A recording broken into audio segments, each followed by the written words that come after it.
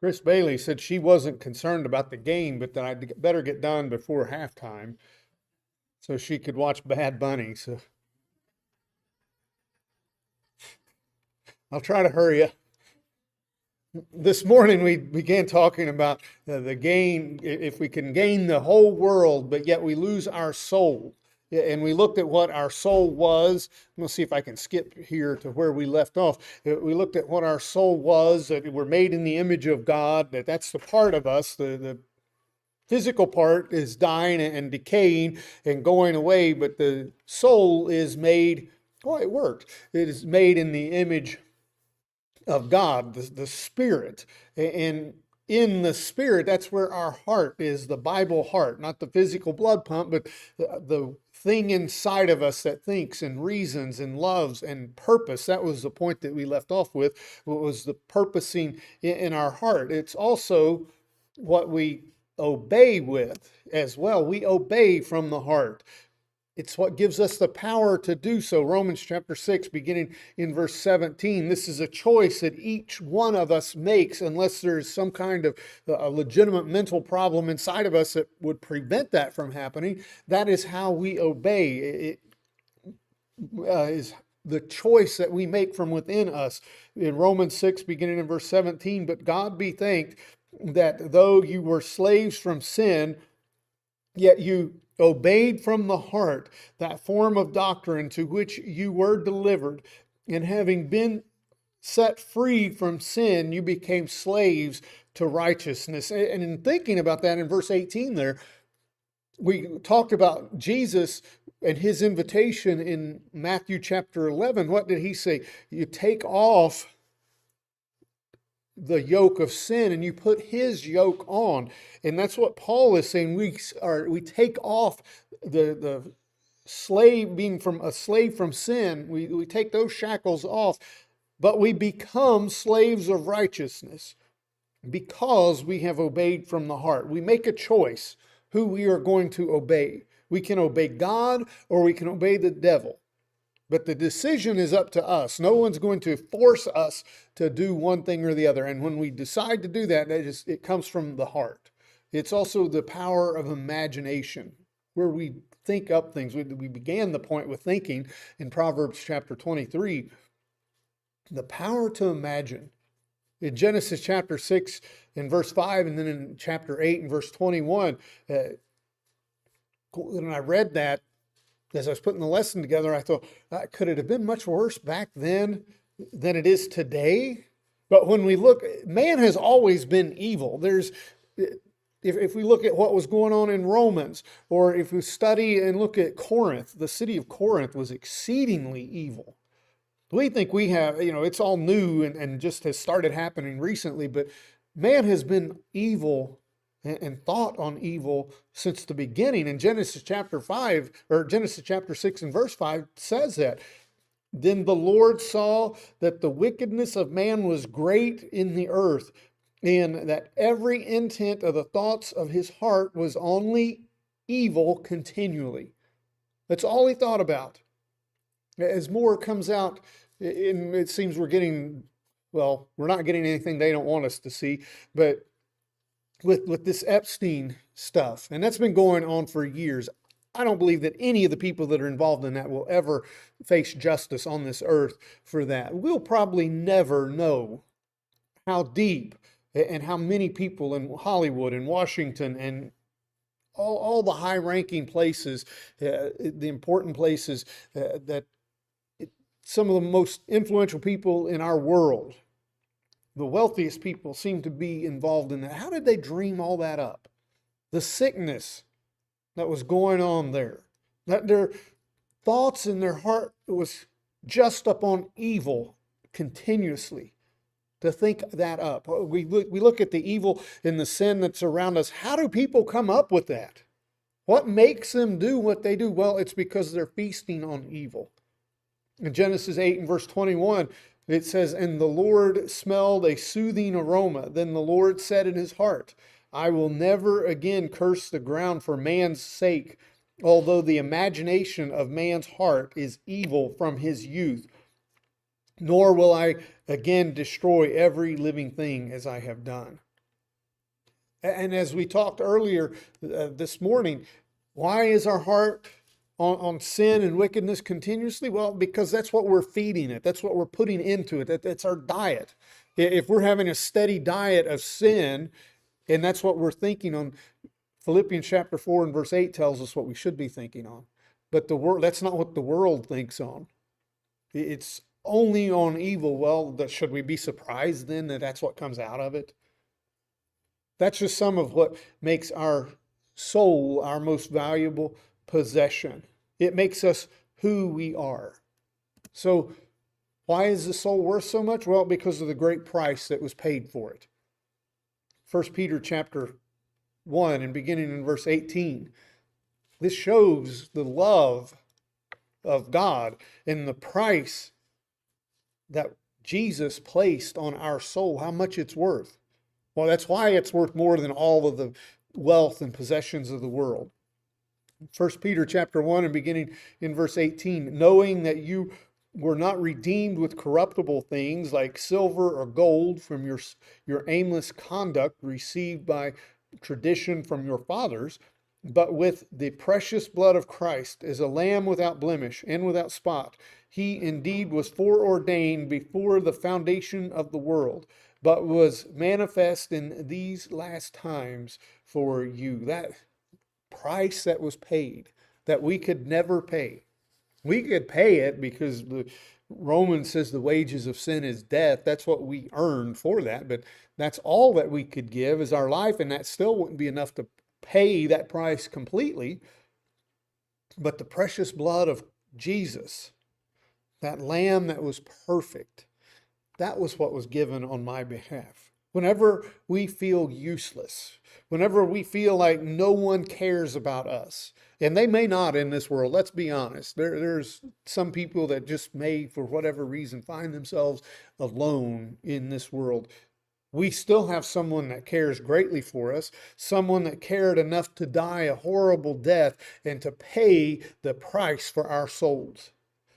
If man thought about that, we talked about being formed in the image of God. If man thought about the value of everyone's life, don't you think we would act a little differently? We do not live in a happy or kind society. There's some good in it, but a lot of it is evil around us. And I was thinking about things like a drive-by shooting. Well, these warring gangs or whatever will get into a drive-by, and they'll just drive past where they think the person is that they're after, and they'll spray the whole area with bullets. They don't care if those bullets go through a house and hit an innocent person that has nothing to do with their quarrel with this other person. They're not worried about that because they have no value inside of them placed on human life, including their own. And that's just one of many examples of what humans feel for the value of the soul or the value of the life and the price that was paid for it. But we only have this one life. Our soul cannot be replaced eternally if it's lost. So is the price that we place on our soul high enough, or are we willing to give it away for next to nothing? So let's just turn and look at the world. What does it really have to offer? If we were to gain this wealth of the world, and we have it, what do we really have? 1 John chapter 2 in verse 15, all the sins and temptations that are found in the world, and they all can be lumped in some way into these three groups that John talks about here. The lust of the flesh or pleasures, the lust of the eyes, that's wanting wealth or greed for what we don't have, we're not satisfied, or the pride of life, worldly honor or power. And we were talking about pride in our Bible study this morning. Isn't that interesting that the group that latches on to the word pride in the scriptures is never referred to in a positive light. In fact, it's mentioned as one of the 7 things that the Lord hates, is a proud look. Pride is never something that's good. And in this instance, the pride of life, that's wanting to exalt my station in life, wanting to have my others look upon me highly, higher than I deserve. In 1 John chapter 2 and verse 15, do not love the world or the things in the world. If anyone loves the world, the love of the Father is not in him.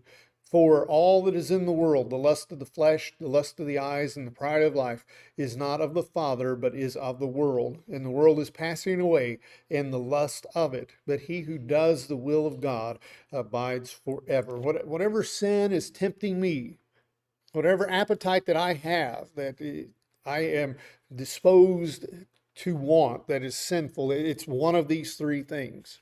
It's going to come from one of these three things. And how many people will trade their soul, not for all of it, but just for a little piece of it, just a little bit of what the world has to offer?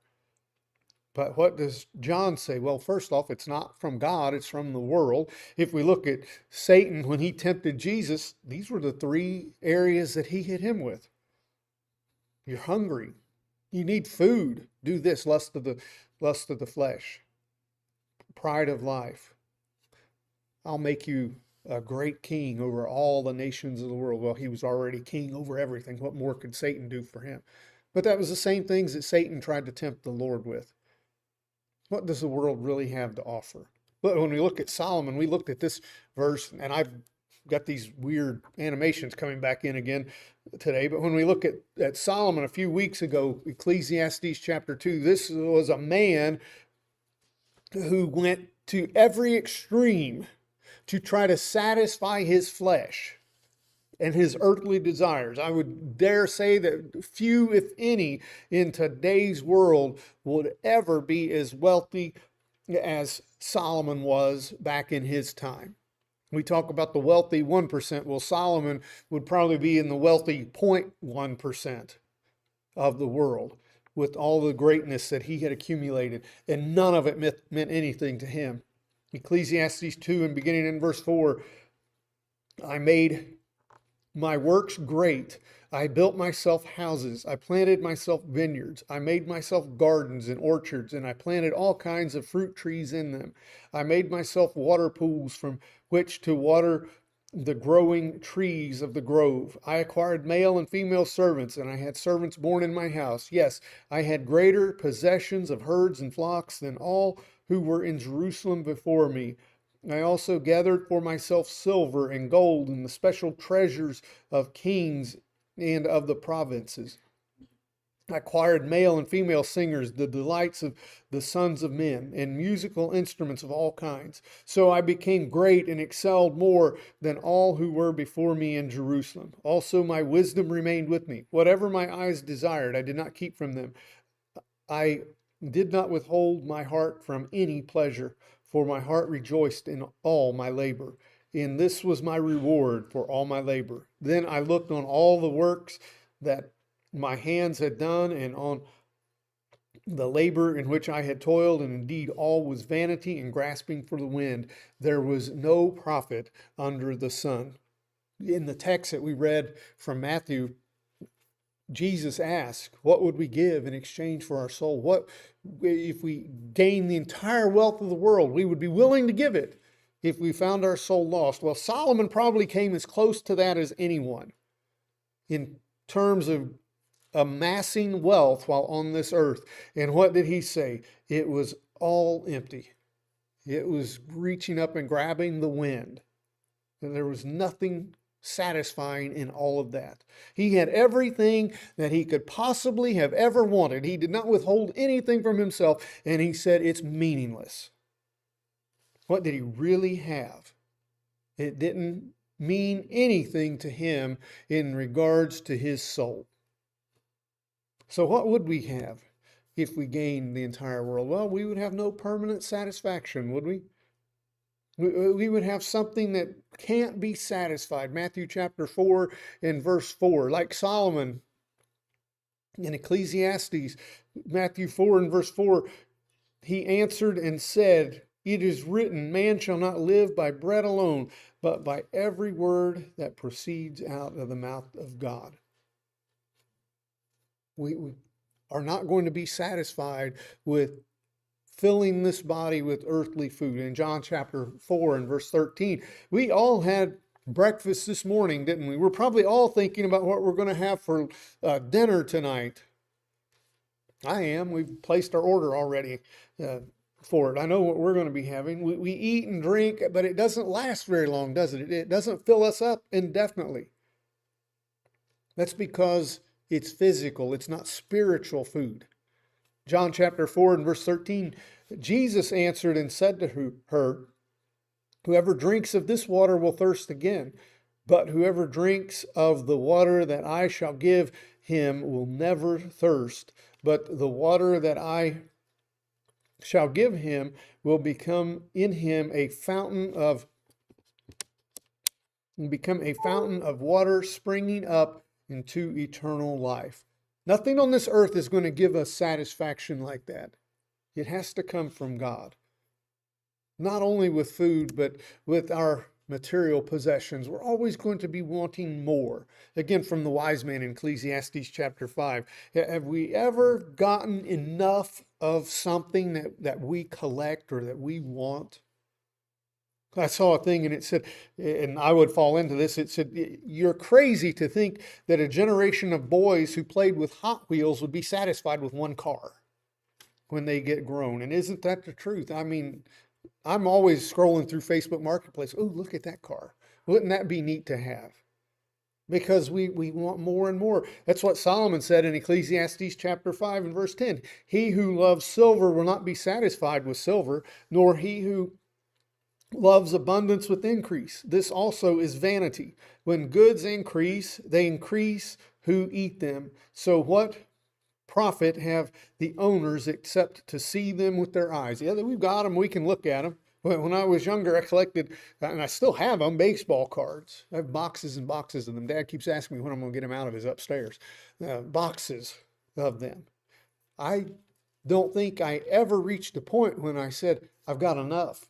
I don't need any more. I still have one that I would love to get, 1975 Johnny Bench. Of course, I met the man, and the luster of that card wore off after that a little bit, but that was one I always wanted and never could find.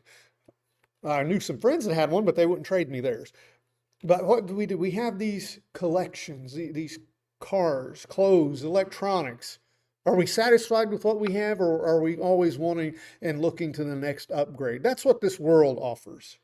And that desire to be rich, for having more, is going to trap us. It's a dangerous master. We've used a couple of these verses in recent lessons.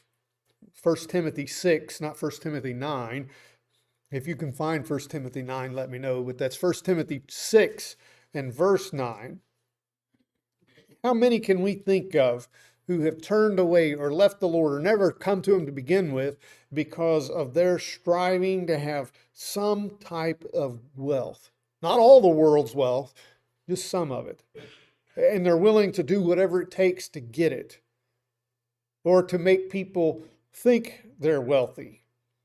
That's one of the things when the financial advisors are talking, you're buying this just to impress people that you don't even know, so they think you're wealthy. 1 Timothy chapter 6 and verse 9, but those who desire to be rich fall into temptation and a snare, and into many foolish and harmful lusts, which drown men in destruction and perdition. For the love of money is the root of all evil, for which some have strayed from the faith in their greediness and pierced themselves through with many sorrows. We have sorrows because we're trusting in something that isn't stable. We're chasing something that we can never attain because, as Solomon said, we're never going to be satisfied with what we have. We're always going to want more. And we're just going to have that to look at. Well, that's what happens to us when we're chasing worldly wealth. And it's perishing. Just like this body is perishing, this tent, this physical body, from the moment that we're born, it starts to perish. Well, the same is happening to all of our prized possessions. It's here today and it's gone tomorrow. 1 Peter chapter 1 and verse 24 tells us that. Nothing is going to last. Oh, the grass is all gone right now, isn't it? There may be some grass under all that snow. One day it may warm up enough to melt some of that. But in 1 Peter chapter 1 and verse 24, he says, because all flesh is as grass, and all the glory of man as the flower of the grass. The grass withers and its flower falls away. It's not going to last forever, is it?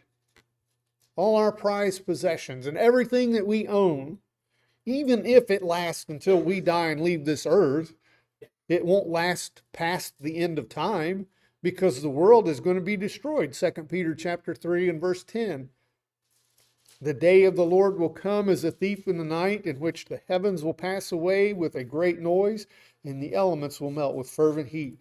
Both the earth and the works that are in it will be burned up. So even if these material possessions outlast our lifetime, they're not going to last beyond this earth. And we've never seen a U-Haul leaving the funeral home with the body going to the cemetery, have we? All these things that we accumulate, we're just going to leave them behind for somebody else to either fight over, or, well, maybe fighting because they want it, or fighting because they don't want it, because they're going to be trying to figure out how to get rid of it, because we've left a mess for somebody else to worry about. In Luke chapter 12 and verse 19, as Jesus is talking about the rich farmer there, he had spent all this time accumulating wealth and goods, but he left out the most important thing, and that was God and his soul. In Luke chapter 12 and beginning in verse 19, and I will say to my soul, soul, you have many goods laid up for many years. Take your ease, eat, drink, and be merry. But God said to him, fool, this night your soul will be required of you. Then whose will those things be which you have provided? Well, they're not going to be his, are they? You're going to die and leave them, and you're going to have to answer for your soul when God calls you to give an account of it. And that's what was going to happen to him that very night. Look at all this that I have, that I can relax and take it easy for many years.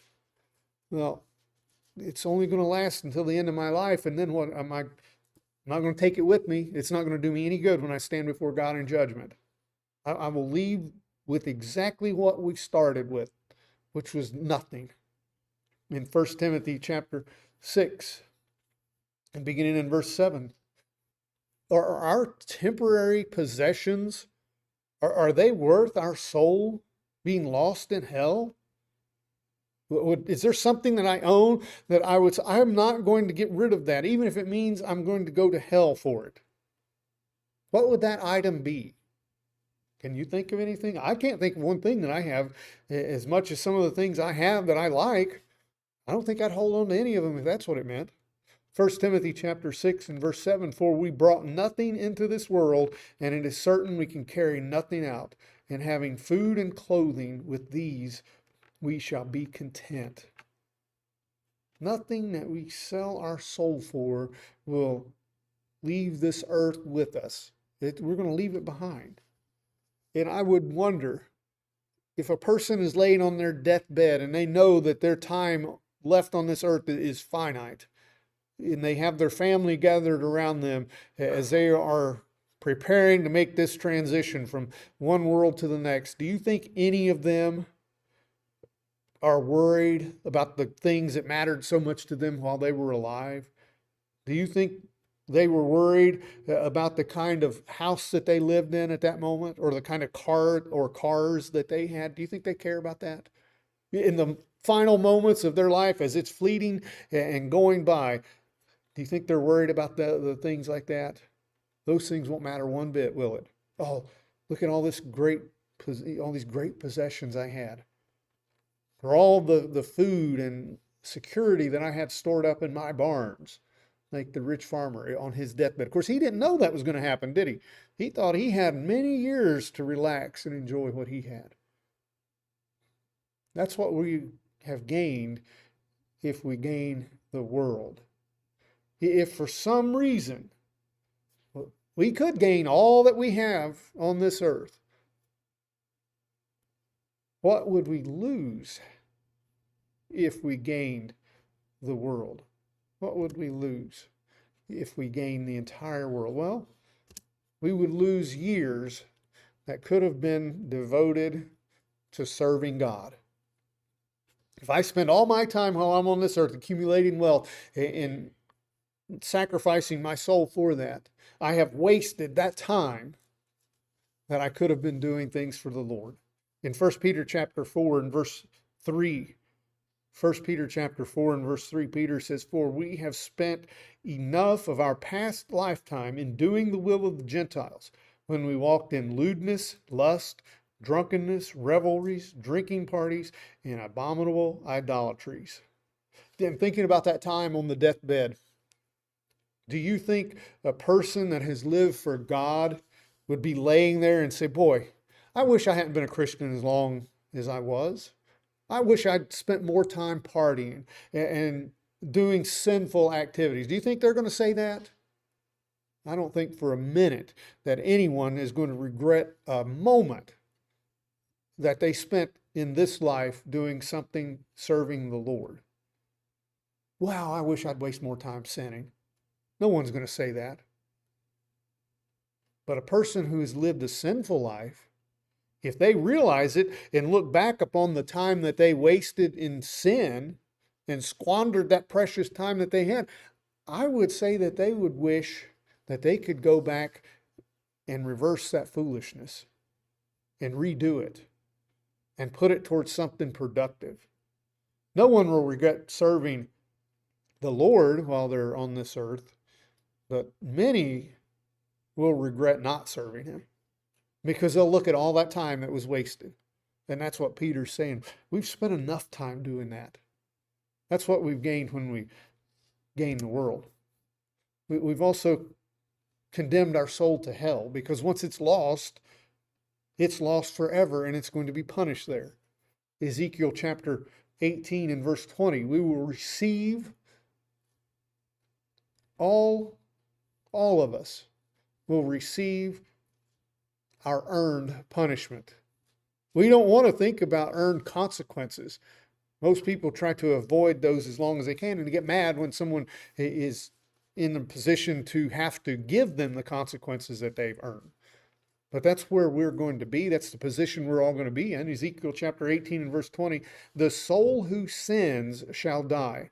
The son shall not bear the guilt of the father, nor the father bear the guilt of the son.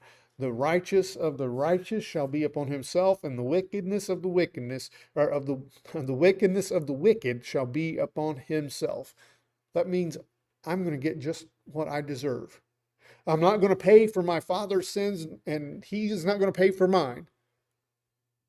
The soul that did the sinning, the individual, we talked about that earlier. When Jesus in Luke's account talks about that, save himself. Not collectively, not as a family, not as a congregation. It comes down to me. And we know the wages of sin. We quoted Romans chapter 6 and verse 23. The wages of sin is death, but the gift of God is eternal life. That's what I'm going to be losing, the gift of God. I will be willing to exchange all that the world has to offer, both in possessions and pleasures, if it means my soul is sentenced to hell. In Revelation chapter 21 and verse 27, "But there shall by no means enter it anything that defiles or causes an abomination or a lie, but only those who are written in the Lamb's book of life." I've spent all my time focusing on worldly things, but I didn't make sure that my soul's name was registered with the Lamb's book of life to get into heaven. I missed it all. A soul lost in hell is lost for eternity. In Luke chapter 16, when Jesus is talking of the rich man and Lazarus here in Luke 16 and verse 26, there's no second chances. There's no returning. Just that torment forever. And in Matthew, when Jesus was talking about fearing the one that can destroy both soul and body in hell, that's what we have to look forward to. And it won't be a quick, just get it over with kind of destruction. It's going to be an eternal torment. In Luke chapter 16 and verse 26, and the rich man has done everything he could to either get Lazarus to come to him or something to relieve the suffering that he's in. And finally, Abraham has said this, "And besides all this, between us and you, there's a great gulf fixed, so that those who want to pass here from you cannot, nor can those from there pass to us. Even if he wanted to come to you, which he doesn't, but even if he wanted to leave heaven and come to you, he cannot. And you can't go the other direction either. Is it worth it? Name one thing that would be worth losing our soul over.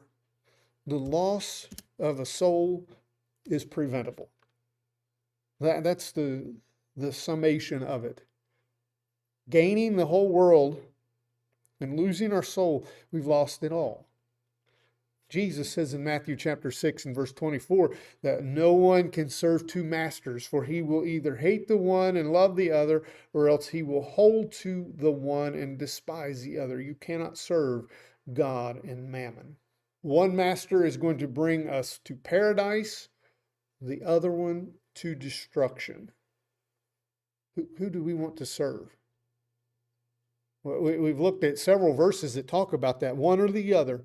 We take the yoke of Christ, or we take the yoke of the devil. We become a slave to sin, or we become a slave to righteousness. Which one is it going to be?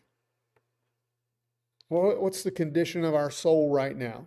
If it needs work, if it needs help, then we need to make corrections in our life and do them now while we have the opportunity. We don't know what tomorrow will bring. We just looked at Peter when he talked about everything fading away like the grass. It's here today. We'll be in spring. Well, the groundhog says 6 more weeks, but we'll be in spring before long. The world will be coming back to life after this winter that's lasted 8 or 9 months, and then it'll be gone. And before we know it, it'll be fall again. That's how quickly it goes by. And James says, what's your life? It's a vapor. It's here and then it's gone. We see vapors when we walk outside right now because it's so cold. We can see our breath. How long is that out there? Can we grab it? Can we push it back in our mouth once we've blown it out? That's like trying to hold on to our life. That's why we have to be prepared, because it's going to be gone before we know it. If you're subject to the Lord's invitation, we invite you to come as we stand and sing.